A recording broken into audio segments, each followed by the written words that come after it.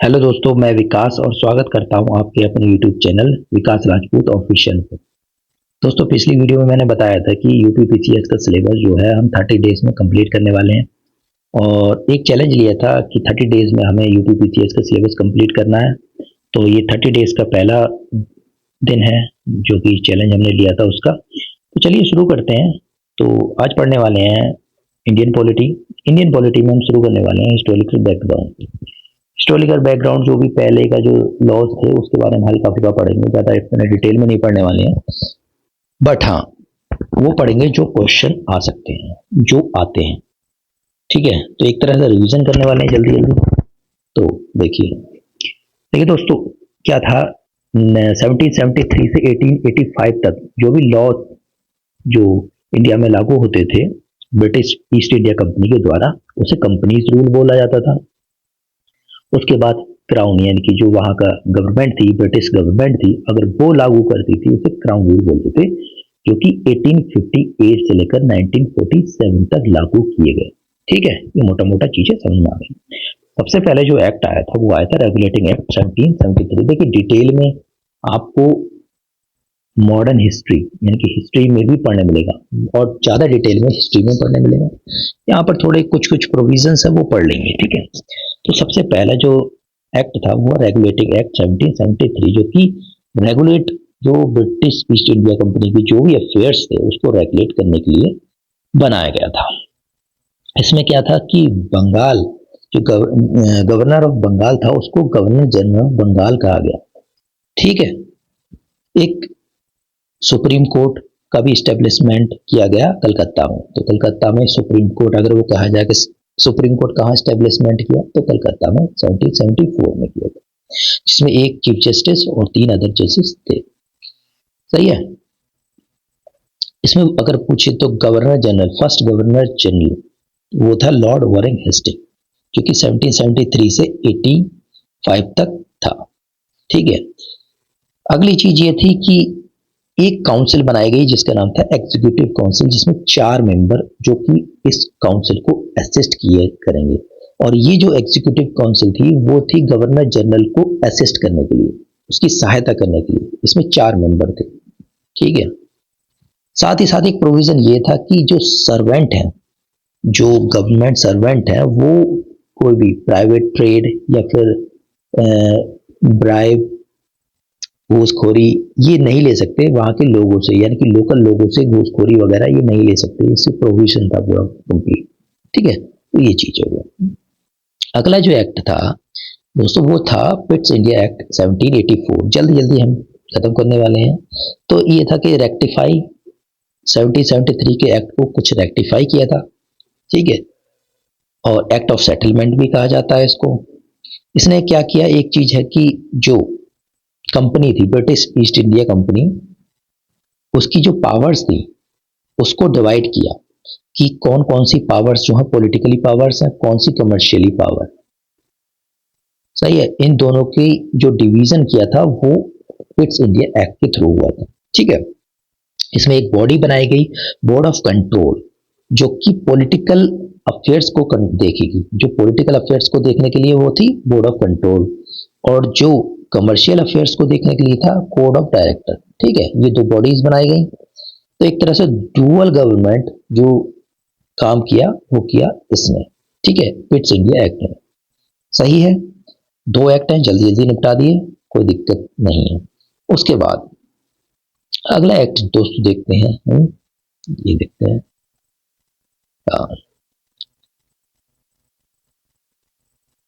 यहां पर आ गया अगला जो आया एक्ट 1773 का एक्ट हमने पढ़ लिया। उसके बाद ब्रिटिश इंडिया एक्ट भी पढ़ लिया। उसके बाद अगला जो जल्दी जल्दी देख लेते हैं,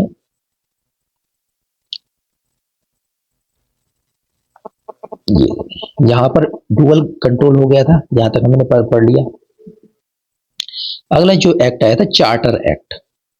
ठीक है, उसके बाद जब जैसे पिट्स इंडिया एक्ट आया, ठीक है, फिर उसमें ये कहा गया कि हम जो है रेगुलर बेसिस पे एक एक्ट लाया करेंगे। ठीक है, जिसे कहेंगे हम चार्टर एक्ट। और ये जो एक्ट है वो हर 20 साल में रिव्यू होगा, मतलब जो भी गलतियां होंगी वो 20 साल के अंदर अंदर सुधार की जाएंगी। जिससे कि अकाउंटेबिलिटी हो सके ब्रिटिश ईस्ट इंडिया कंपनी पर और कोड ऑफ डायरेक्टर पर। ठीक है, तो एक तरह से इसको 20 साल में रिन्यू किया जाएगा और चार्टर एक्ट यहां से चालू हो जाएगा। तो पहला चार्टर एक्ट जो था वो था आपका 1793 का। तो पहला चार्टर एक्ट कौन सा है? 1793। अब इसका उद्देश्य क्या था, समझो थोड़ी बात को। इसका उद्देश्य ये था कि जो रिसोर्सेस हैं, इंडिया के जो रिसोर्सेस हैं उसको ट्रांसफर करना ब्रिटिश कंट्री में, यानी कि जो इंडिया के जो भी रिसोर्सेस होंगे उसको जो है हमें ट्रांसफर करना है कहां पर? ब्रिटिश एम्पायर पर। वो कैसे करेंगे कि पे सैलरी, मान लो यहाँ पर कोई वहां के एम्प्लॉय हैं, गवर्नमेंट एम्प्लॉय है, वो यहाँ पर काम कर रहे हैं। अब जो सैलरी है वो कौन देगा? वो यहाँ की सरकारी तो देगी, यहीं से तो लेंगे, हमारे यहाँ से तो सर पैसे लेंगे, जितना भी लेंगे यहाँ से पैसे लेंगे। और ये जो पैसे कहाँ जा रहे हैं? एक तरह से इनडायरेक्टली कहाँ जा रहे हैं? वहां की गवर्नमेंट को जा रहे हैं, क्योंकि सैलरी वही है, रहने वाले वहीं पर है। तो एक तरह से सैलरी पे करना है किसको? Member of board of control को। तो एक तरह से transfer of resources from India to British Empire. ठीक, चलो इसमें जो है एक ड्रेन ऑफ वेल्थ जो थ्योरी दी गई है दादा भाई नौरोजी के द्वारा, उसमें भी यही उल्लेख किया गया है कि जो रिसोर्सेस हैं इंडिया से ब्रिटिशर्स को ट्रांसफर किए जा रहे हैं यूनिलैटरली, एक तरफा यहां से यहां पर रिसोर्सेस को ट्रांसफर किए जा रहा है। ठीक है, अगला जो एक्ट आया चार्टर एक्ट 1813, यानी कि 1813 का चार्टर एक्ट आया 20 साल बाद रिन्यू होने के बाद। अब इस एक्ट के प्रोविजंस क्या क्या हैं ये थोड़ा देख लेते हैं। इसने ट्रेड मोनोपोली को बिल्कुल एंड कर दिया। ब्रिटिश ईस्ट इंडिया कंपनी की ट्रेड जो मोनोपोली थी कि ट्रेड सिर्फ और सिर्फ ब्रिटिश ईस्ट इंडिया कंपनी ही कर सकती है इंडिया पर, तो ये एक तरह से खत्म कर दिया। बट एक चीज रह गई थी कि trade with T, in T जो चाय है, चाय के साथ में ट्रेड जो है वो अभी भी ब्रिटिश ईस्ट इंडिया कंपनी के अंडर में था। और चाइना के साथ में भी, मतलब दो चीजें रह गई थी, एक तो चाइना के साथ में ट्रेड करना, वो भी सिर्फ और सिर्फ ब्रिटिश ईस्ट इंडिया कंपनी कर सकती है, और चाय का ट्रेड भी ब्रिटिश ईस्ट इंडिया कंपनी कर सकती है। बाकी जो ट्रेड मोनोपोली थी वो खत्म कर दी इंडिया के साथ। ठीक है, तो ये चीज हो गई। अगली जो प्रोविजन था कि जो वहां की पार्लियामेंट थी, ब्रिटिश पार्लियामेंट थी, उसने 1 लाख रुपए सैंक्शन किया, और वो सैंक्शन किया इंग्लिश एजुकेशन के लिए। तो आपको पता है कि अंग्रेज जो थे वो एक तरह से अपना प्रचार प्रसार करने वाले थे पूरी ऑल ओवर द वर्ल्ड। तो वो चाहते थे ज्यादा से ज्यादा इंग्लिश, क्योंकि वहाँ की लोकल लैंग्वेज जो वहाँ की नेटिव लैंग्वेज थी वो इंग्लिश थी, तो ज्यादा से ज्यादा इंग्लिश फैलाई जाए जिससे कि आपस में जो है वो कम्युनिकेशन अच्छा हो सके। ठीक है, तो इंग्लिश एजुकेशन को बढ़ावा देने के लिए इंडिया में 1 लाख रुपए सैंक्शन किए कि जिससे कि इंग्लिश को बढ़ावा दिया जा सके स्कूलों में और पढ़ाया जा सके। ठीक है, चलो अगली चीज क्या थी? अगला प्रोविजन था कि क्रिश्चियन मिशनरीज, जो क्रिश्चियन मिशनरीज थे उसको भी, उनको भी परमिट दे दिया कि वो इंडिया में आ सकते हैं और अपने रिलीजन को बढ़ावा दे सकते हैं, यानी कि जो क्रिश्चियनिटी है उसको फैला सकते हैं। ठीक, चलो आगे देखते हैं। ये क्वेश्चन आ चुका है तो इसलिए याद रखना कि 1813 के जो एक्ट था उसके द्वारा ही क्रिश्चियन मिशनरी को इंडिया में आने की अनुमति दी गई थी। और अगला क्वेश्चन ये भी आ चुका है कि पार्लियामेंट ने जो सैंक्शन दिया था इंग्लिश एजुकेशन के लिए 1 लाख रुपए दिया था। और हाँ, एक चीज और है कि जो ट्रेड की भाई क्वेश्चन ये आ चुका है कि अबोलिश ट्रेड मोनोपोली के, भाई ट्रेड जो मोनोपोली थी ब्रिटिश ईस्ट इंडिया कंपनी के साथ वो पूरी तरह खत्म कर दी थी, गई थी? नहीं, खत्म नहीं की थी। ट्रेड विद जो चाय और चाइना के साथ में जो ट्रेड है उसको छोड़कर पूरी ट्रेड मोनोपोली को खत्म कर दिया गया था। ठीक है, तो चलो ठीक है, कोई दिक्कत नहीं है। अब ये आ गया अगला एक्ट दोस्तों जो है वो है 1833 का एक्ट। तो 1833 का एक्ट देख लेते हैं। थोड़ा पीडीएफ थोड़ी गलत बन गई है, चलो कोई बात नहीं, बट मैं आपको पढ़ा देता हूँ वो चीजें। अब आया 20 साल बाद, क्या है 20 साल बाद, 20 साल बाद फिर से एक्ट, यानी कि 13 के बाद 33, यानी कि 20 ईयर्स बाद जो है फिर से एक्ट एक और आया। मैंने कहा था ना कि चार्टर एक्ट हर 20 साल में रिन्यू होता था, हर 20 साल में अकाउंटेबिलिटी चेक की जाती थी। तो 20 साल बाद 1833 में एक्ट आया। इस एक्ट में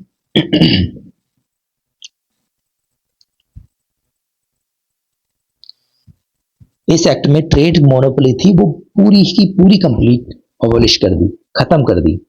पहले क्या था कि सिर्फ और सिर्फ जो चाय के साथ, चाय की जो मोनोपोली थी वो ब्रिटिश ईस्ट इंडिया कंपनी के हाथ में थी और चाइना की, ट्रेड विद चाइना, ठीक है। अब वो बिल्कुल कंप्लीटली खत्म कर दी। अब ब्रिटिश ईस्ट इंडिया कंपनी की मोनोपोली कहीं भी नहीं है। वो अब कोई भी ट्रेड कर सकता है चाइना के साथ में भी और इंडिया में भी, ठीक है, तो फ्री है। तो मोनोपोली को समाप्त कर दिया। तो वो कौन से एक्ट से समाप्त किया है? 1833 के एक्ट से। अगली चीज एक था, अगला चीज ये है कि गवर्नर जनरल, गवर्नर ऑफ, मैंने बताया था कि गवर्नर जनरल ऑफ बंगाल, ठीक है। अब उसको बढ़ा दिया, एक तरह से पावर बढ़ा दी, गवर्नर जनरल ऑफ इंडिया कहा गया जाने लगा 1833 के बाद से। तो गवर्नर जनरल ऑफ बंगाल को कहा गया अब गवर्नर जनरल ऑफ इंडिया, एक तरह से डेजिग्नेशन बढ़ा दी, पूरी इंडिया को देखेगा। इसमें बॉम्बे और मद्रास का भी इंक्लूड कर दिया। तो बॉम्बे, अगर गवर्नर जनरल ऑफ इंडिया है वो बॉम्बे और मद्रास को भी देखेगा, ठीक है। चलो आगे देख लेते हैं। 33 हो गया। उसके बाद जो अगला एक्ट आया दोस्तों, फिर उसके बाद फिर से 20 साल बाद एक्ट को रिन्यू किया जाएगा। 33 के बाद फिर से 53 में आता है। तो चार्टर एक्ट 1853, उसमें क्या है, कोड ऑफ डायरेक्टर, जो कोड ऑफ डायरेक्टर थे वो नॉमिनेट नहीं करेंगे। प्रोविजंस पढ़ना है, जल्दी जल्दी पढ़ना है, ज्यादा नहीं सोचना है, बस आपको पढ़ते रहना, रिवीजन कर देना। कोड ऑफ डायरेक्टर अपॉइंट नहीं कर सकते इंडियन सिविल सर्विसेज को। जो इंडियन सिविल सर्विसेज इंडिया में होते थे उनको अपॉइंट नहीं करते थे पहले। 1853 से पहले क्या थे, कोड ऑफ डायरेक्टर जो होते थे ब्रिटिश ईस्ट इंडिया कंपनी के, जो भी एक तरह से मैनेज करने वाले, जिन्हें कहा था कोड ऑफ डायरेक्टर्स, वो अपॉइंट करते थे आईसीएस, यानी कि जो सिविल सर्विसेज जो सर्वेंट होते थे उनको अपॉइंट करते थे। अब उनके हाथ में पावर नहीं है, अब नहीं कर सकते। अब जो सिलेक्ट होंगे वो कंपटीशन के कॉम्पिटिटिव एग्जाम के थ्रू होंगे, मतलब उनका एक एग्जाम लिया जाएगा प्रॉपर, जैसे इस टाइम लिया जाता है, और उसके थ्रू जो है वो सिलेक्ट होने वाले हैं, ठीक है। तो कॉम्पिटिटिव एग्जाम होगा उसके थ्रू, और मेरिट बेस पे जिसके नंबर ज्यादा आएंगे उसको सिलेक्शन दिया जाएगा। तो मेरिट बेस पे, तो मेरिट बेस ब्यूरोक्रेसी जो है वो स्टार्ट हुई। जो इस टाइम हमारी जो ब्यूरोक्रेसी है, जो कंपटीशन यूपीपीसीएस या यूपीएससी है, वही जो है वो 1853 के एक्ट से लागू की थी, उससे पहले नहीं थी, ठीक है। अगला चीज है कोड ऑफ डायरेक्टर 24 थे, अब 18 कर दिए, ये कोई इंपॉर्टेंट नहीं है, बट ठीक है, हाँ पता होना चाहिए कि कम कर दिए थे। तो अगली चीज ये थी कि local representation, local representative introduce in Indian legislature, मतलब कि वहां के जो इंडिया के लोकल लोग थे उनको रिप्रेजेंटेशन दिया गया इंडिया के लेजिस्लेचर में, ठीक है। ये एक इंपॉर्टेंट डेवलपमेंट था यहाँ पर, ठीक है। तो हमने पढ़ लिया क्या, 53, 1853 का एक्ट पढ़ लिया, 33 पढ़ लिया, 53 पढ़ लिया। अब पढ़ने वाले हैं अगला एक्ट, देखते हैं।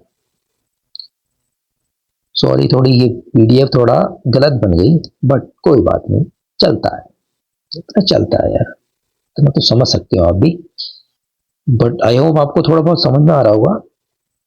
अब अगला, अब आपको क्या पता था कि 1857 की क्रांति हो गई, वो मैं हिस्ट्री में पढ़ाने वाला।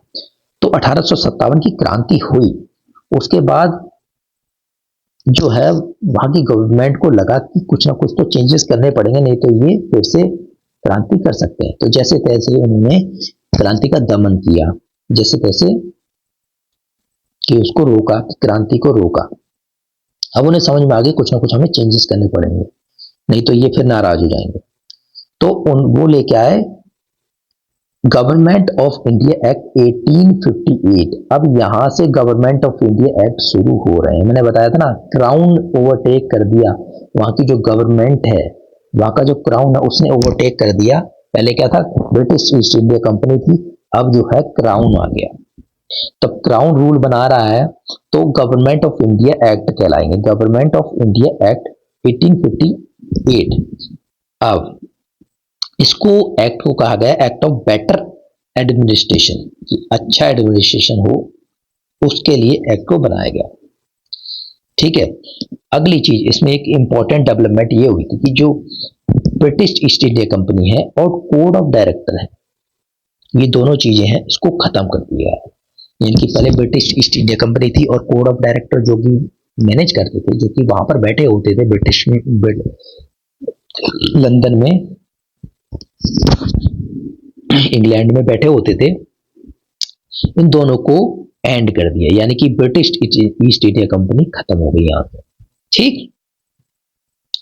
और board of director, board of control, ये भी खत्म हो गया। यानी कि तीनों जो भी एंटिटी थी, British east India company, code of director और बोर्ड ऑफ कंट्रोल, ये तीनों को समाप्त कर दिया गया पूर्णतः। एक मेंबर, ब्रिटिश कैबिनेट का एक मेंबर को अपॉइंट किया गया, ब्रिटिश कैबिनेट के एक मेंबर को अपॉइंट किया गया जिसका नाम था secretary of state for India.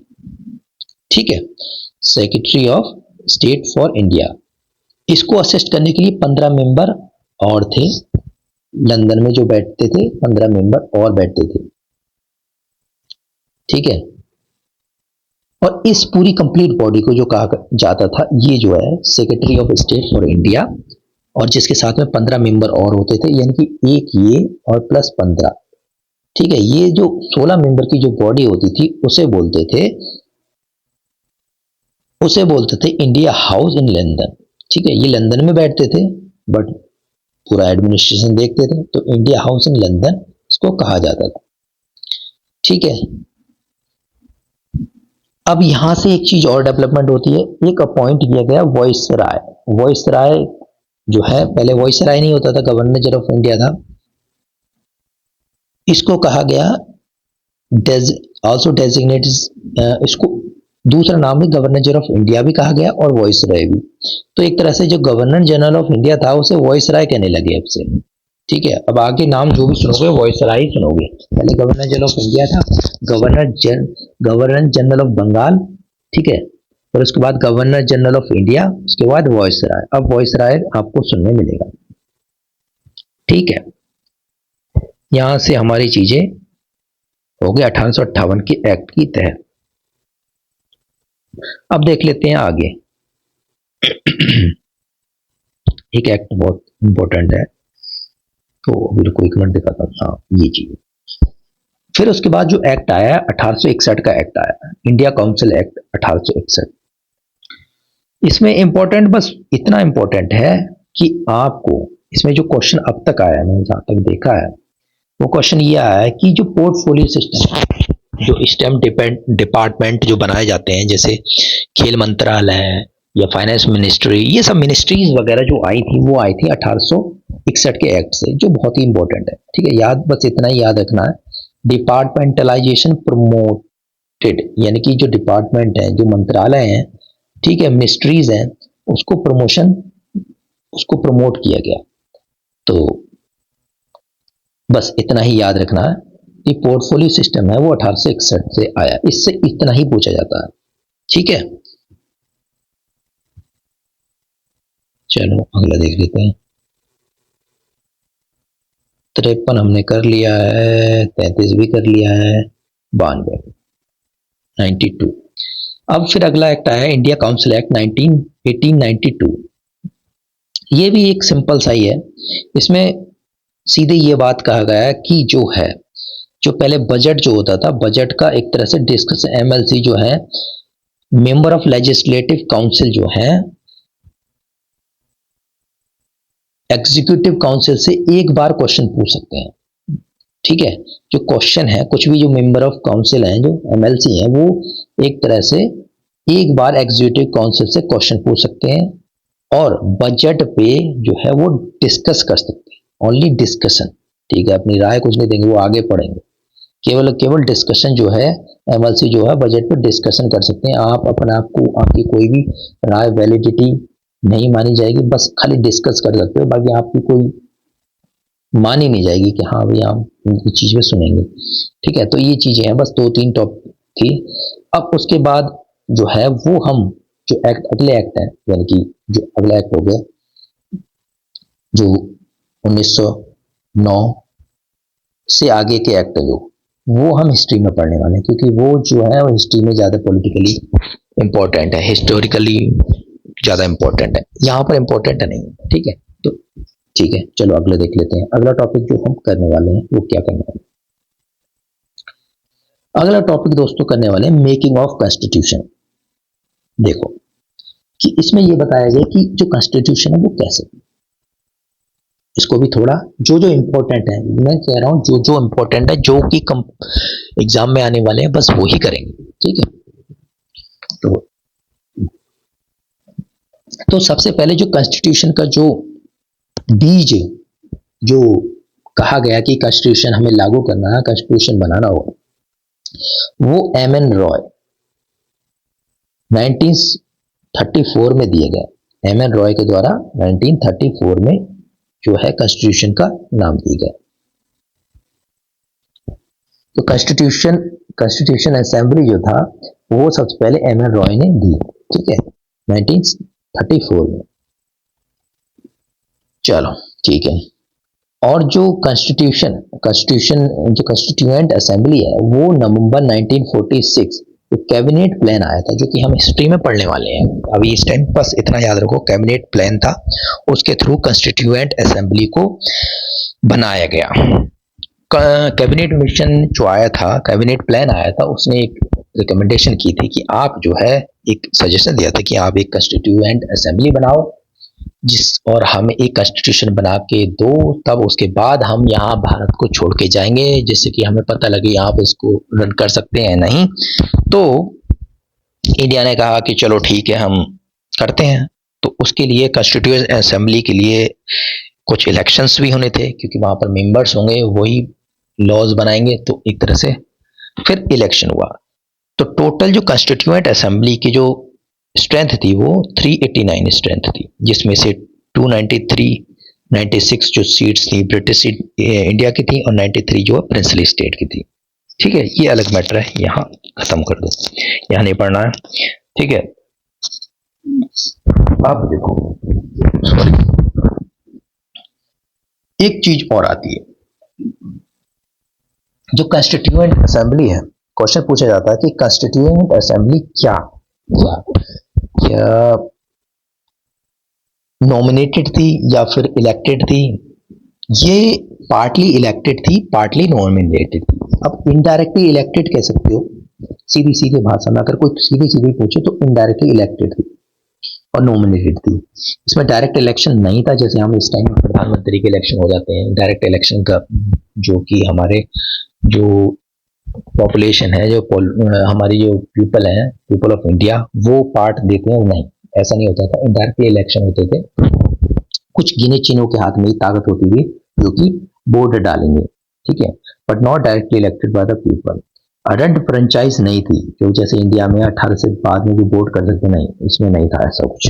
ठीक है, तो ठीक है, अब कॉन्स्टिट्यूएंट असेंबली की बात कर रहे हैं, तो कॉन्स्टिट्यूएंट असेंबली में जो टेम्परेरी प्रेसिडेंट, जो प्रेसिडेंट थे, वो थे टेम्परेरी। दो तरीके थे, एक तो टेम्परेरी बनाए गए थे, बाद में परमानेंट कर दिए गए थे। तो सच्चिदानंद सिन्हा जो थे टेम्परेरी प्रेसिडेंट थे। ये क्वेश्चन आ चुका है दोस्तों, तो याद रखना। सच्चिदानंद सिन्हा जो टेम्परेरी प्रेसिडेंट थे, और जो परमानेंट प्रेसिडेंट थे वो थे डॉक्टर राजेंद्र प्रसाद। ठीक है, डॉक्टर राजेंद्र प्रसाद जो है परमानेंट प्रेसिडेंट थे। ठीक है, वाइस प्रेसिडेंट थे एच.सी. मुखर्जी। तो इंपॉर्टेंट है, वाइस प्रेसिडेंट कौन थे? एच.सी. मुखर्जी।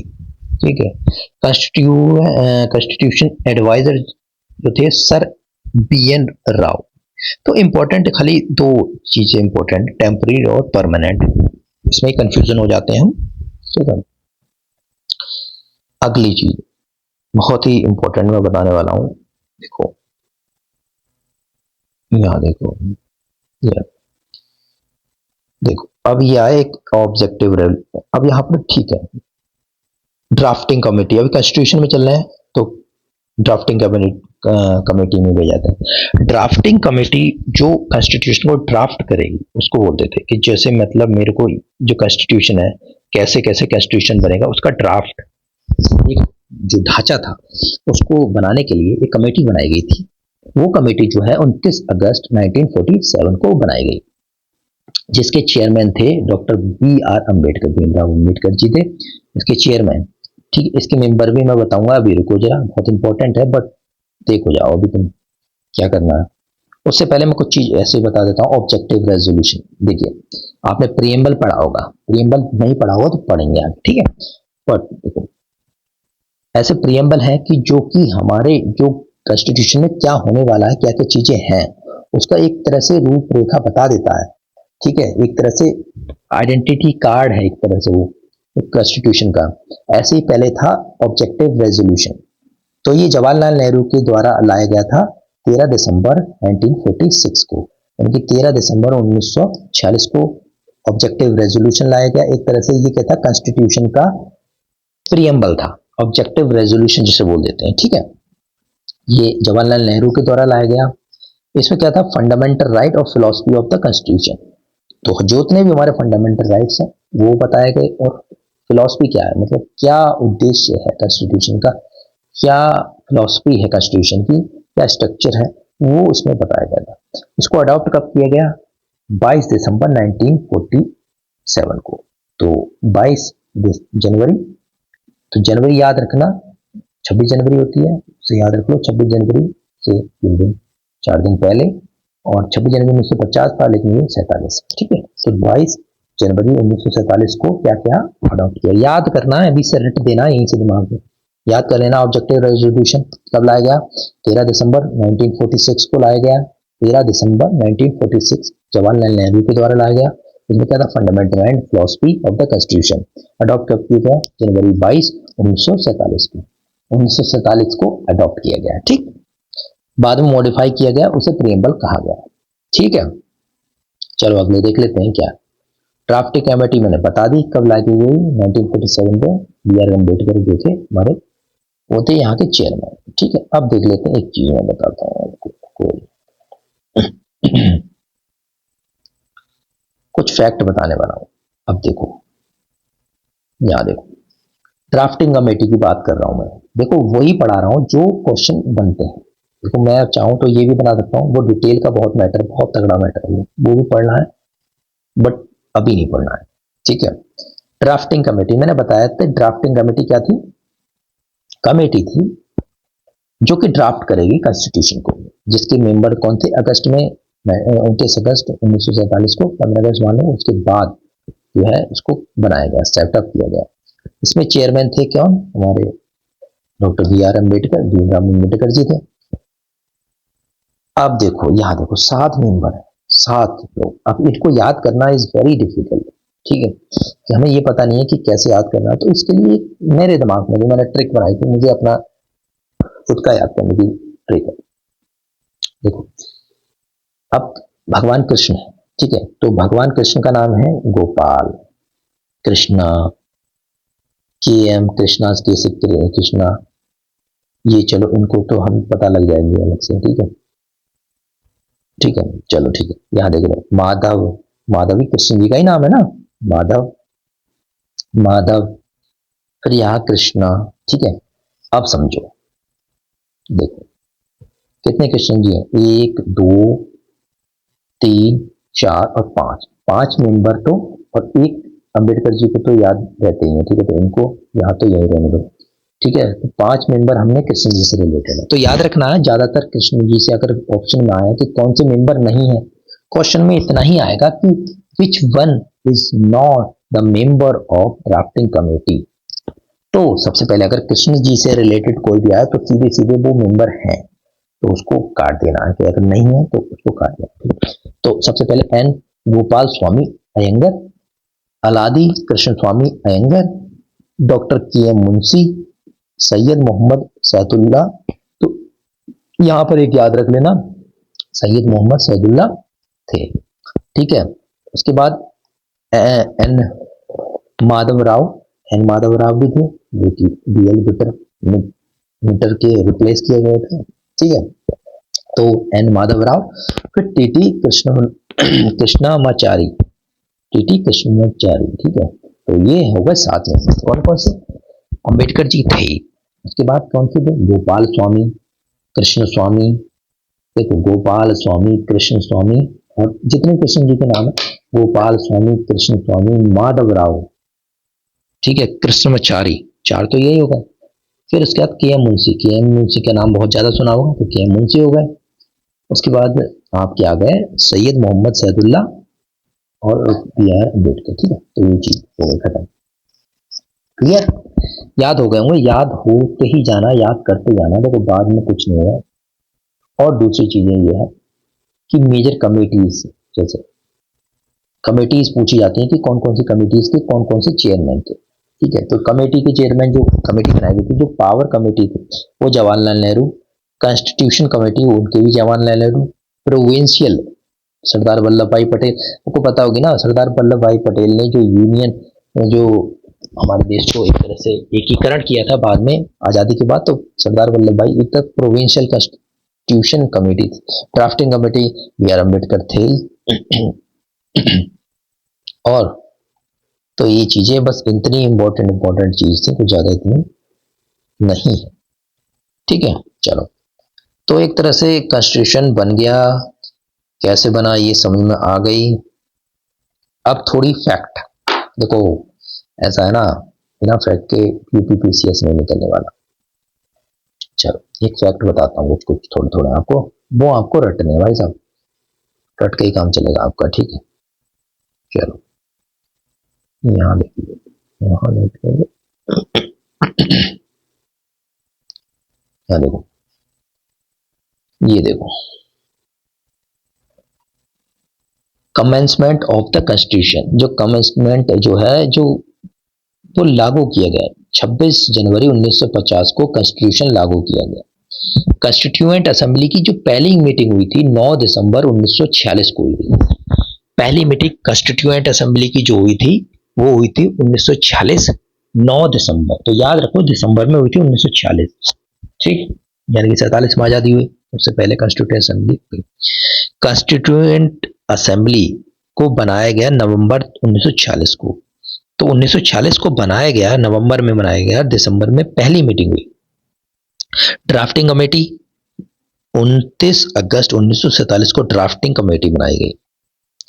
कॉन्स्टिट्यूशन अडॉप्ट कब किया गया? वो 26 नवंबर 1949 को अडॉप्ट किया गया। ये कंप्लीट अडॉप्ट नहीं किया, पार्शियली अडॉप्ट किया था 26 नवंबर को, और बाकी तो आपको पता है 1950 को ही अडॉप्ट किया था। 26 जनवरी 1950 को लागू किया गया था, अडॉप्ट किया गया था 26 नवंबर को, और लागू किया गया था 26 जनवरी 1950 को।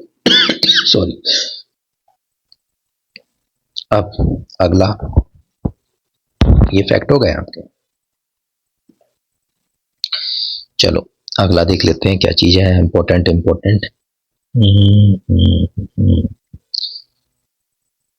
ये देख लेते हैं यहाँ।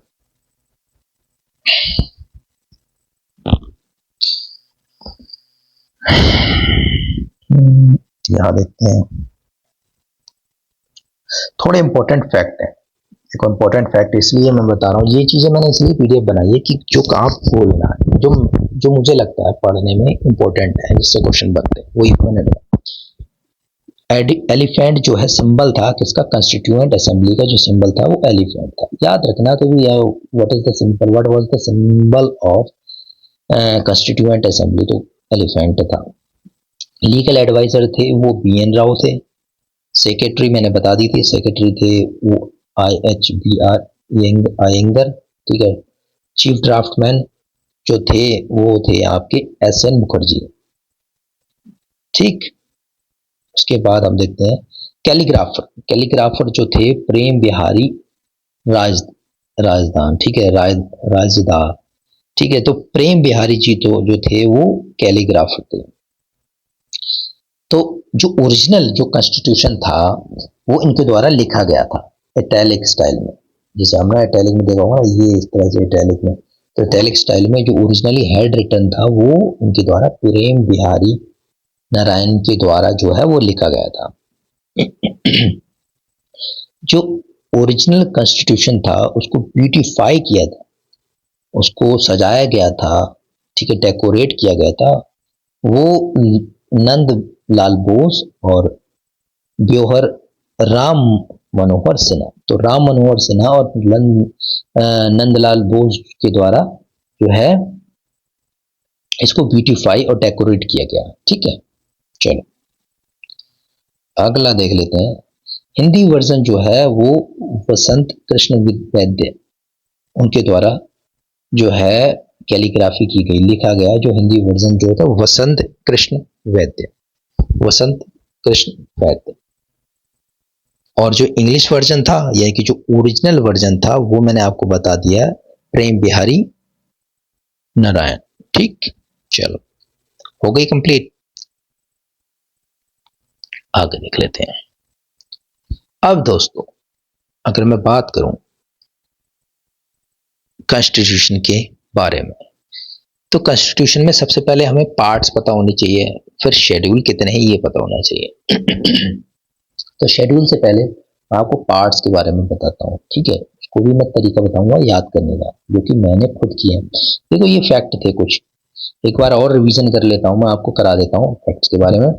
तो कॉन्स्टिट्यूशन देखो, रटते जाना है, याद करते जाना, रिकॉल करना, just you have to recall it. Okay, जैसे मैंने अभी पढ़ाया था कि कॉन्स्टिट्यूएंट असेंबली जो है वो नवंबर 1946 को बनी गई, ठीक है। नवंबर 1946 को कॉन्स्टिट्यूएंट असेंबली लागू की। पहली मीटिंग दिसंबर में हुई थी, 9 दिसंबर 1946 को, ठीक है। नवंबर में बनी, दिसंबर में पहली मीटिंग हुई, ठीक है। ऑब्जेक्टिव रेजोल्यूशन, ठीक है, दिसंबर 1940 को ऑब्जेक्टिव रेजोल्यूशन लेके आया गया, ठीक है। माउंट बेटन प्लान जो है 3 जून 1947 को। कॉमनवेल्थ जो है वो मई 1949 को कॉमनवेल्थ हमने एक्सेप्ट किया था। नेशनल फ्लैग जो है, नेशनल फ्लैग का जो हमने एक्सेप्ट किया था वो किया था जुलाई 22 यानी कि 22 जुलाई 1947 को नेशनल फ्लैग, समझना। नेशनल फ्लैग 22 जुलाई को, नेशनल एंथम 24 जनवरी 1950, नेशनल सॉन्ग वो भी 24 जनवरी 1950, यानी कि जो गाने वाली चीजें थी दोनों सॉन्ग और एंथम दोनों वो है 24 जनवरी 1950 को लागू किए गए, ठीक है। फ्लैग 22 जुलाई 1947 यानी कि जो 1950 को एंथम और सॉन्ग दोनों वो किए गए, ठीक है। एक चीज और है कि जो कॉन्स्टिट्यूएंट असेंबली में टोटल जो सेशन हुए थे वो 11 सेशन हुए थे। कितने? 11 सेशन, ठीक है ना। 11 सेशन हुए थे। जो सेशन हुए थे वो 2 साल 11 महीने 18 दिन चले थे। 2 साल 11 महीने 18 दिन, 11 सेशन हुए, 2 साल 11 महीने 18 दिन चले, ठीक है।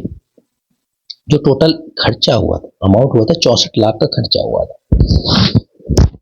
पीसीएस से भाई पूछ सकते हैं, सॉरी पीसीएस में कुछ भी हो सकता है। कॉन्स्टिट्यूएंट असेंबली का जो लास्ट सेशन हुआ था 24 जनवरी 1950 को हुआ, जब हमारा ये सब नेशनल एंथम, नेशनल सॉन्ग वगैरह जो अडॉप्ट किया गया, तभी आखिरी सेशन था ये। ड्राफ्ट कॉन्स्टिट्यूशन जो ड्राफ्ट हुआ था कॉन्स्टिट्यूशन 114 दिनों में हुआ था। ड्राफ्टिंग कमेटी जो लागू हुई थी 29 अगस्त 1947 को बनी थी, ठीक है। चलो इंपॉर्टेंट चीजें बता रहा हूं मैं क्योंकि आपको रटनी है।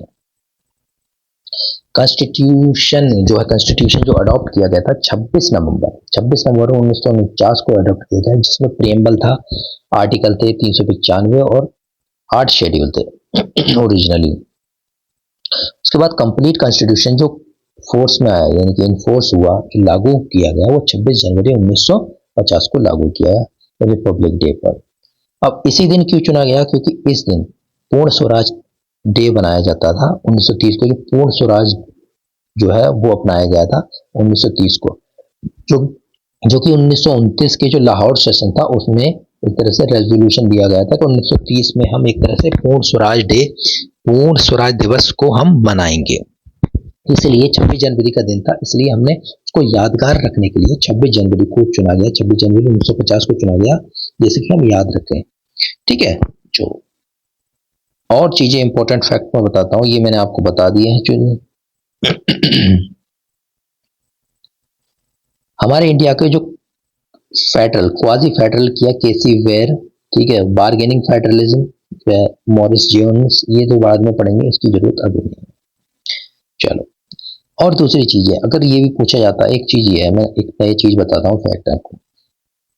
यूएसए के कॉन्स्टिट्यूशन को बनने में कितना 4 महीने, यानी 7 आर्टिकल्स हैं, उसको 4 महीने लगे थे। कनाडा को 2 साल 6 महीने लगे थे, 147 आर्टिकल है। ऑस्ट्रेलिया के 9 साल लग गए थे, 9 साल, ठीक है, 9 साल, और साउथ अफ्रीका का 1 साल लगा था। तो अगर मैं बात करूं, सबसे ज्यादा टाइम जो लगा वो ऑस्ट्रेलिया को लगा है, ठीक है, और इंडिया को कितना लगा था, अभी मैंने बताया था 2 साल 11 महीने 18 दिन। तो यहां पर देख लो, यहां पर ऑस्ट्रेलिया को 9 साल लगे थे, कनाडा को भी 2 साल 6 महीने लगे थे, और इंडिया को 2 साल 11 महीने 18 दिन। ठीक, चलो चलो चलो चलो, यहां तक हो गया कंप्लीट। अब एक चीज, अब कॉन्स्टिट्यूशन तो बन रहा है, धीरे धीरे बन रहा है, अब हमें ये भी पता होना चाहिए कॉन्स्टिट्यूशन में कितने पार्ट्स हैं, कितने शेड्यूल्स हैं, ठीक है, तभी तो हमें पता लगेगी कितने पार्ट्स हैं, कितने शेड्यूल हैं। उसके लिए सबसे पहले हम यहाँ देख लेते हैं, मैं एक ट्रिक से याद करवाने वाला हूँ, इसलिए मैं थोड़ा, मुझे को नीचे देखना पड़ रहा है, नहीं तो मैं तो पता मैं वैसे दूँ, बट हाँ आपको थोड़ा याद करवाना है तो पीडीएफ गलत, बट हाँ टाइम लगेगा, कोई बात नहीं, हमारे पास टाइम है।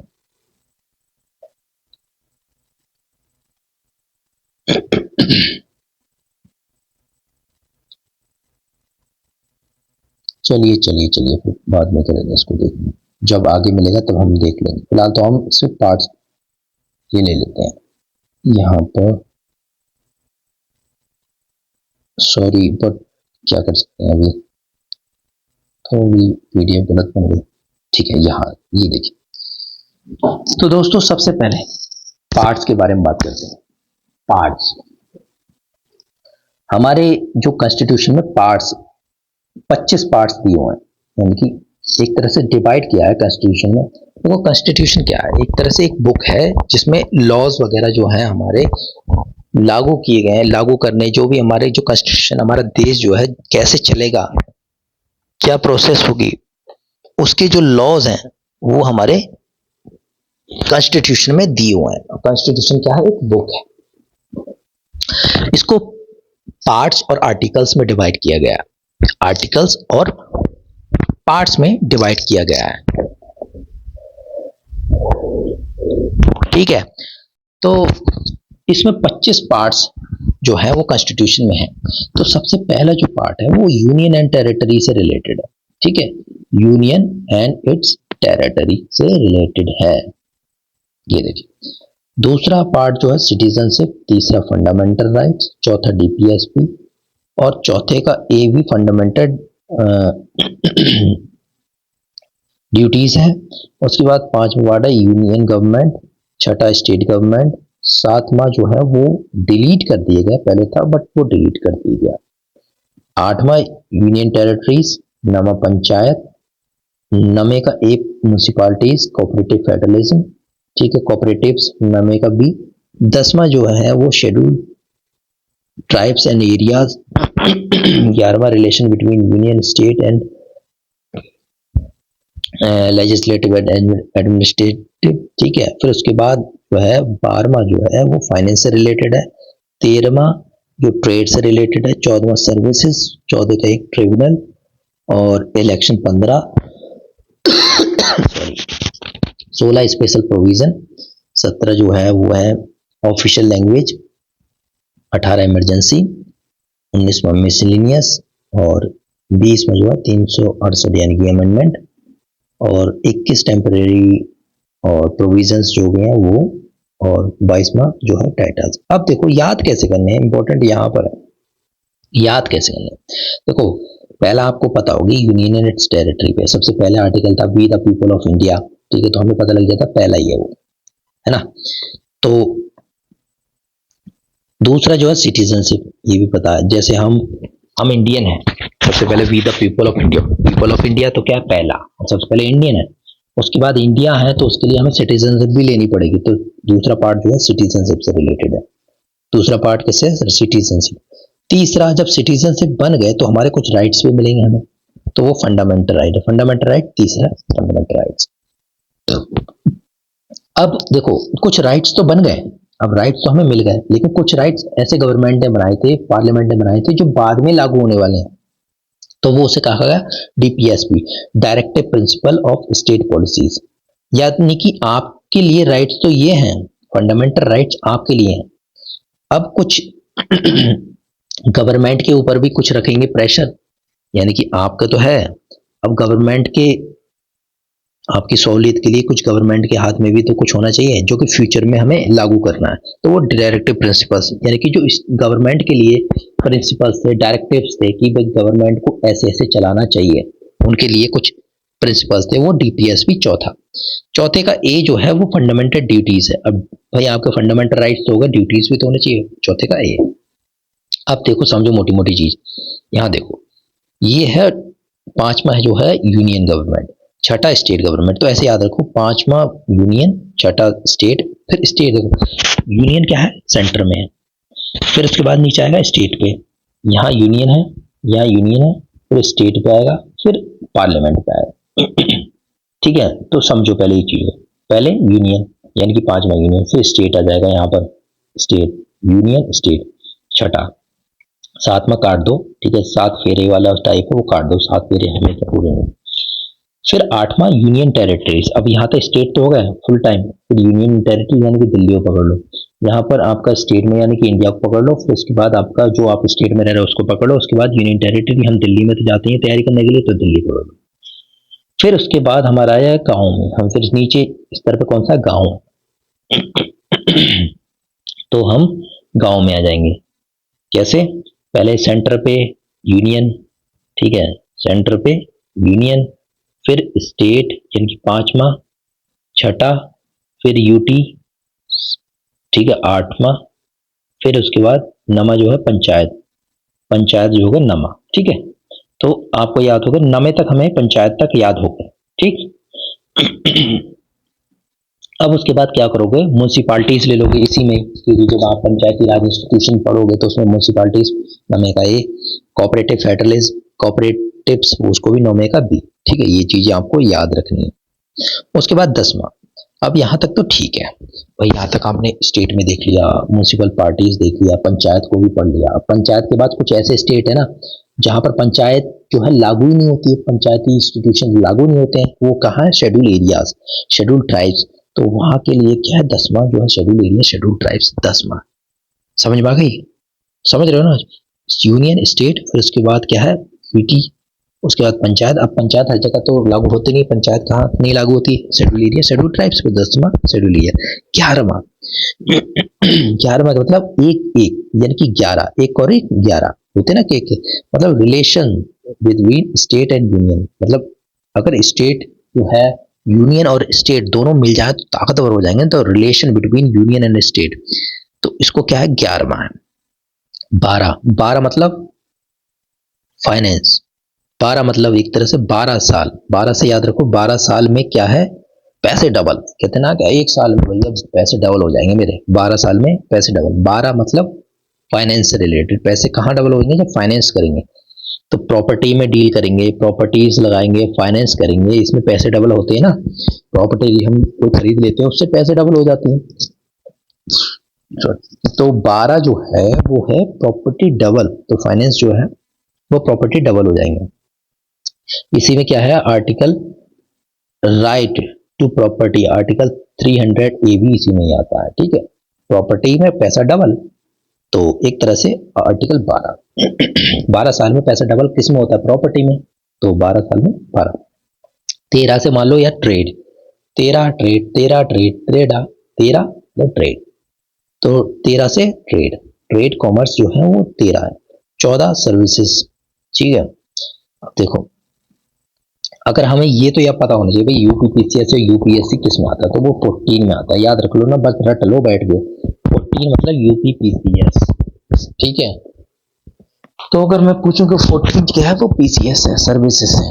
पीसीएस किस में आता है, 14 में आता है, यानी कि सातों, यानी कि कहते नहीं 24/7 मेहनत करना पड़ता है यूपीएससी क्रैक करने के लिए, यूपीपीसीएस क्रैक करने के लिए। तो 7 दूनी 14, 7 दूनी 14, 14 घंटे एक तरह से पढ़ाई करनी पड़ेगी, तब कहीं जाके यूपीपीसीएस बनेगा। ठीक है, और फिर उसके बाद 14 ए ट्राइब्यूनल, ट्राइब्यूनल्स जो है 14 का ए। ठीक, क्योंकि देखो यहाँ पर क्या है, सर्विसेज है, यहाँ पर हम यूपीएससी में होगा, फिर उसके बाद ट्राइब्यूनल लॉज एंड ऑर्डर भी होंगे ना, देखो उसको सुधारने के ट्राइब्यूनल्स भी तो बनेंगी, तो वो है 14 का ए। फिर उसके बाद इलेक्शंस, 15वां तो भाई इलेक्शन याद होना चाहिए, 15 एक तरह से सीधी सीधी बात है, 15 हाईलाइटेड वर्ड है, 15 क्या है, इलेक्शंस।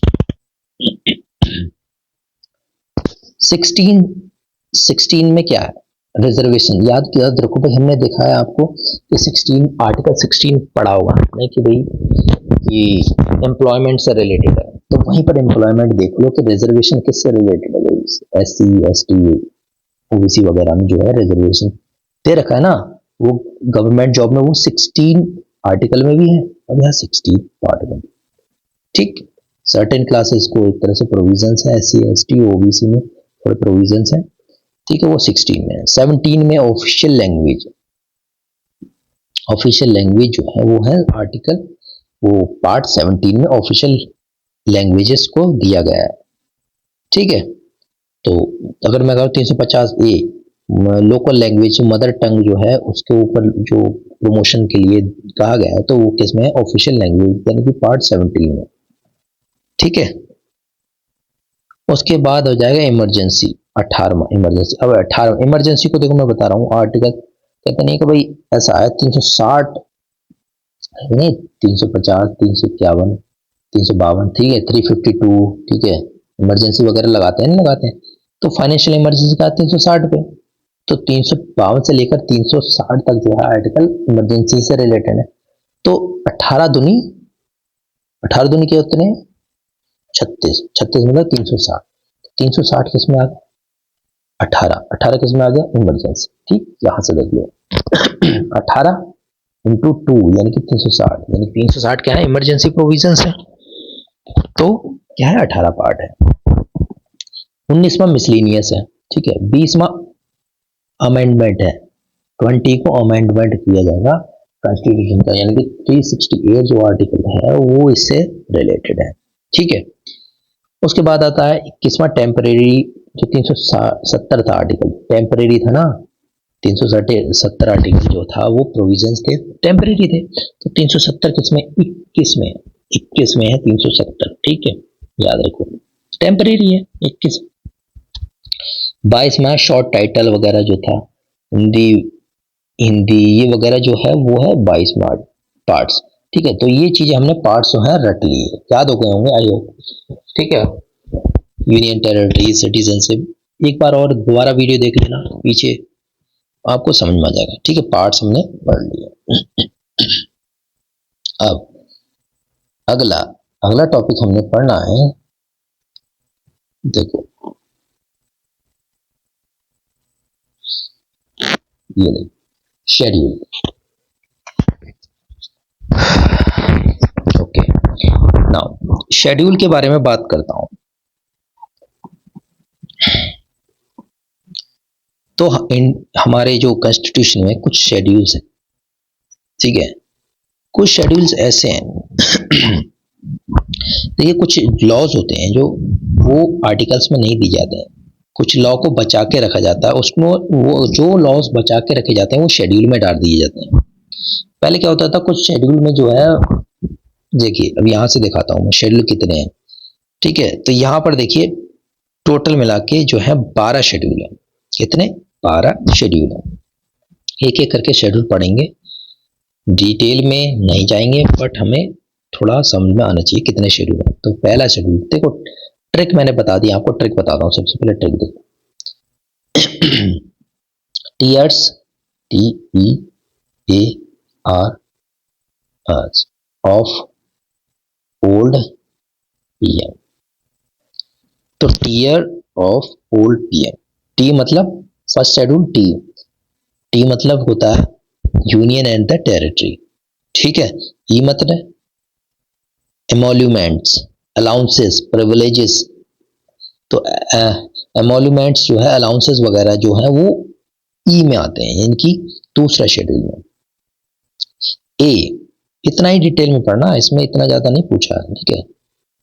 दूसरा जो है ए, ओथ, अफर्मेशंस, जो ओथ ली जाती हैं, जो अफर्मेशंस ली जाती हैं, वो जो आती हैं थर्ड शेड्यूल में आती हैं। आर यानी कि आर मतलब राज्यसभा, ठीक है। राज्यसभा से रिलेटेड जितने भी आर्टिकल, जो भी चीजें, ये देखिए आर, आर मतलब Rajya Sabha, allocation of the seat इन राज्यसभा, राज्यसभा में जो सीटें हैं एलोकेट की जाती हैं वो फोर्थ शेड्यूल में आती है, ठीक है। फिफ्थ शेड्यूल एस मतलब फिर अगला आता है एस, एस, एस मतलब है शेड्यूल ट्राइब्स और शेड्यूल एरिया की जो भी प्रोविजंस हैं एडमिनिस्ट्रेशन से रिलेटेड, कंट्रोल से रिलेटेड, वो फिफ्थ शेड्यूल में आते हैं। Sixth schedule O, tears of, of होता है ना, ओ एफ, ऑफ। तो ऑफ में क्या है, सिक्स शेड्यूल में है other provisions related to schedule tribes and schedule areas. यानी कि शेड्यूल ट्राइब्स और शेड्यूल एरिया में तो फिफ्थ शेड्यूल था, लेकिन जो सिक्स शेड्यूल है वो अदर्स में जाता है। इसमें क्या है आपका, इसका भी एक ट्रिक है। फिफ्थ शेड्यूल तो हो गया आपका, ठीक है। सिक्स शेड्यूल में भी अदर ट्रिक इसमें है, एटीएमएम, एटीएमएम, एटीएम यानी कि एटीएम तो है, एटीएम फिर एक और एम ले लो। इसमें कौन कौन से स्टेट्स हैं सिक्स शेड्यूल में? सॉरी, असम, मेघालय, त्रिपुरा, मिजोरम। असम, मेघालय, त्रिपुरा, असम, मेघालय, त्रिपुरा और मिजोरम। अब मिजोरम एटीएम में मनी नहीं है भाई, मनी यानी कि मणिपुर नहीं आएगा, याद रखना। यही पूछा जाता है कि मणिपुर है नहीं है, तो अगर इसमें पूछिया कि six schedule which of the states are in six schedule, तो इसमें मणिपुर नहीं है, इंपॉर्टेंट यहाँ पर, ठीक है। सेवेंथ शेड्यूल, सातवां, टीयर्स ऑफ ओ एफ यानी कि ऑफ, ऑफ मतलब क्या है, एफ मतलब फेडरलिज्म, ठीक है। फेडरलिज्म क्या है, जब स्टेट्स आपकी आएंगी, लिस्ट आएंगी, यानी कि यूनियन लिस्ट, ठीक है, स्टेट लिस्ट और कंकरेंट लिस्ट, ये तीनों लिस्ट आएंगी, तो ये लिस्ट किसमें, फेडरलिज्म ही तो है। यूनियन और स्टेट्स के बीच में जो पावर्स हैं उसको डिवीजन किया गया है, वो है सेवेंथ शेड्यूल में, ठीक है। तो इसमें क्या है, तो तीन लिस्ट दिए रखी हैं, यूनियन लिस्ट, कंकरेंट लिस्ट और स्टेट लिस्ट, ठीक है। तीनों लिस्ट इसमें किसमें है, सेवेंथ शेड्यूल में। चलो आगे देख लेते हैं, टीयर्स ऑफ ओल्ड पीएम। ओ मतलब ओल्ड पीएम था ना, ओल्ड, ओल्ड पीएम। ओ मतलब ऑफिशियल लैंग्वेजेस, यानी कि आठवां शेड्यूल जो है ऑफिशियल लैंग्वेजेस से रिलेटेड है। इसमें ऑफिशियल लैंग्वेजेस के बारे में मैं बात करता हूँ। इसमें कुछ जो है, ओरिजिनली जो ऑफिशियल लैंग्वेजेस थी वो 14 लैंग्वेजेस थी, कितनी, 14 लैंग्वेजेस। बाद में अब इस टाइम जो है 22 लैंग्वेजेस ऑफिशियल लैंग्वेजेस हैं जो 8th शेड्यूल में लिखी गई है। हम जो एग्जाम देते हैं, यूपीएससी का एग्जाम देते हैं, वो इन्हीं लैंग्वेजेस में दे सकते हैं, यानी कि 22 ऑफिशियल लैंग्वेजेस है, इससे बाहर नहीं दे सकते। इंग्लिश जो है वो ऑफिशियल लैंग्वेज नहीं है, इसीलिए 8th शेड्यूल की शेड्यूल लैंग्वेज नहीं है, official, 8th officially schedule language नहीं है इंग्लिश, इसीलिए हम वो एज अ मीडियम नहीं कहलाती, मतलब मीडियम है बट उसमें आपको एज अ सब्जेक्ट नहीं चुना जाता है, जैसे लिटरेचर से रिलेटेड वो नहीं है। तो English is not an 8th schedule language, ठीक है, याद रखना है ये चीज। तो 14 थी, बाद में 22 कर दी गई। तो एक जो अमेंडमेंट हुआ था, सबसे पहला अमेंडमेंट हुआ था वो 21वें संविधान संशोधन 1967, यानी कि 21st अमेंडमेंट ऑफ 1967, जिसमें सिंधी जो लैंग्वेज है उसको ऐड किया गया था। उसके बाद अगला जो हुआ वो हुआ 71वां संविधान संशोधन 1992 का, 71st कॉन्स्टिट्यूशन अमेंडमेंट एक्ट 1992। इसमें 3 लैंग्वेजेस को ऐड किया गया। अब वो मुझे किससे याद रखना, नमक से याद रख लें। नमक, नमक सबसे पहले खाई हमने, फिर हम बदमाश बन गए। नमक खाएंगे, नमक 71वें संविधान संशोधन से नमक खाई हमने। इसमें नेपाली, ठीक है, मणिपुरी और कोंकणी तीनों लैंग्वेज थी जो ऐड हो गई। उसके बाद है 92 संविधान संशोधन, यानी कि 71 के बाद 81, 91, 92, 21 संविधान और हो गए संशोधन, यानी कि हाँ।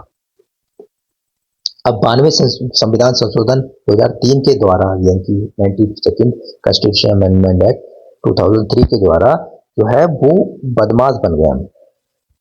सॉरी। तो इसमें बॉडमास यानी कि बोडो, डोंगरी, मैथिली और संताली को ऐड किया गया। याद रखना, बोडो, डोंगरी, मैथिली और संताली।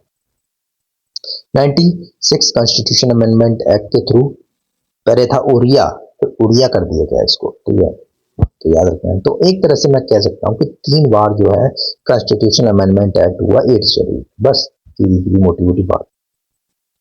आगे देख लेते हैं। नाइन्थ जो है लैंड से रिलेटेड है, यानी कि जो जमीन है उससे रिलेटेड है। लैंड रिफॉर्म्स जितने हुए हैं बाद में वो इसमें हुआ है, जैसे जमींदारी प्रथा को खत्म करना, लैंड रिफॉर्म्स को लेके आना, ठीक है, वो सब क्या है, वो आपके 9th शेड्यूल में आते हैं, ठीक है। देखो 2007 से पहले तक जो था 9th शेड्यूल में कोई भी चीजें ला दी जाती थी उसमें जुडिशियल रिव्यू नहीं होता था। यानी कि जो हमने लॉ ला दिए, गवर्नमेंट क्या करती थी, चालाकी ये दिखाती थी कि कोई चीज पे लॉ बढ़ा दी, ऐसे कोई चीज पे सुप्रीम कोर्ट इंटरफेयर ना करे, ठीक है, तो उसके लिए क्या करता था, वो 9th शेड्यूल में डाल देते थे। अब क्या है कि 9th शेड्यूल में डल गया तो उसमें जुडिशियल रिव्यू भी नहीं होगा, तो सुप्रीम कोर्ट जो है उसको खारिज भी नहीं कर सकती। चालाकी से था। लेकिन बाद में जो सुप्रीम कोर्ट ने 2007 में डिसीजन दिया कि 1973 के बाद जितने भी लॉज जो हैं वो 9th शेड्यूल में डले हैं वो जुडिशियल रिव्यू के लिए माने जाएंगे। यानी कि 1973 से पहले लॉ आए उसको जुडिशियल रिव्यू की जरूरत नहीं है, लेकिन 1973 के बाद से जो भी लॉज आएंगे, जो भी लागू हुए हैं, वो आप सुप्रीम कोर्ट जुडिशियल रिव्यू कर सकता है, ठीक है, ओके।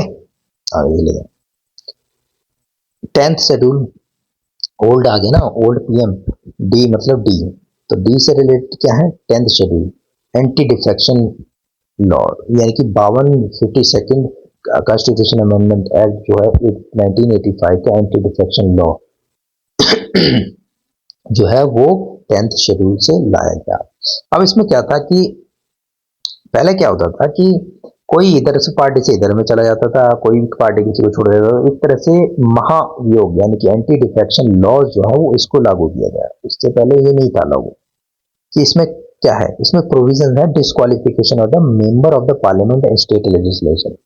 तो जो भी प्रोविजंस हैं कि disqualification of the member, MPs जो है डिस्क्वालीफाई हो जाते हैं, उससे रिलेटेड जितने भी प्रोविजंस हैं वो 10th शेड्यूल में आते हैं।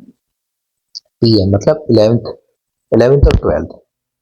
11th शेड्यूल दोस्तों क्या कहता है कि स्पेसिफाई पावर, यानी कि जो भी जितने भी पंचायत से रिलेटेड आर्टिकल्स हैं, पंचायती राज से रिलेटेड आर्टिकल, यानी कि 73rd कॉन्स्टिट्यूशन अमेंडमेंट, वो 11th शेड्यूल में आते हैं। यानी कि एक मोटी मोटी बात है, ये जो है 11th शेड्यूल है 73rd कॉन्स्टिट्यूशन अमेंडमेंट एक्ट के थ्रू ऐड किया गया। इसमें जो भी पंचायत से रिलेटेड आर्टिकल्स हैं, यानी कि उनके सब्जेक्ट हैं, मैटर्स हैं, वो 11th शेड्यूल में आते हैं। ऐसे ही जो म्यूनसिपालिटी से रिलेटेड है, यानी कि जो ये जो 12th शेड्यूल है वो 74वें संविधान संशोधन 1992 के द्वारा ऐड किया गया। तो इसमें 18 सब्जेक्ट हैं और म्यूनसिपालिटी से रिलेटेड जो जितने भी एक्ट्स हैं वो पाए जाते हैं, ठीक है। तो ये चीजें हमने हो गई, शेड्यूल पूरा हो गया। अब दोस्तों लग रहा है बैटरी लो होने वाली है तो चार्ज करना पड़ेगा, बट हाँ चलो ठीक है, इसको कंप्लीट कर लेते हैं। थोड़ा सा इसमें देख लेते हैं बैटरी कितनी है, 4% है, पर ठीक है चलो कर लेते हैं पहले।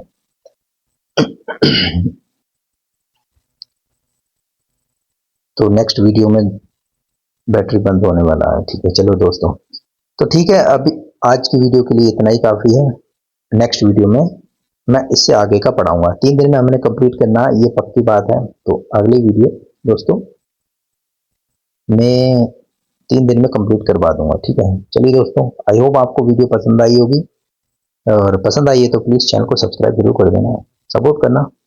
चलिए दोस्तों, मिलते हैं नेक्स्ट वीडियो में। तब तक के लिए जय हिंद, जय भारत।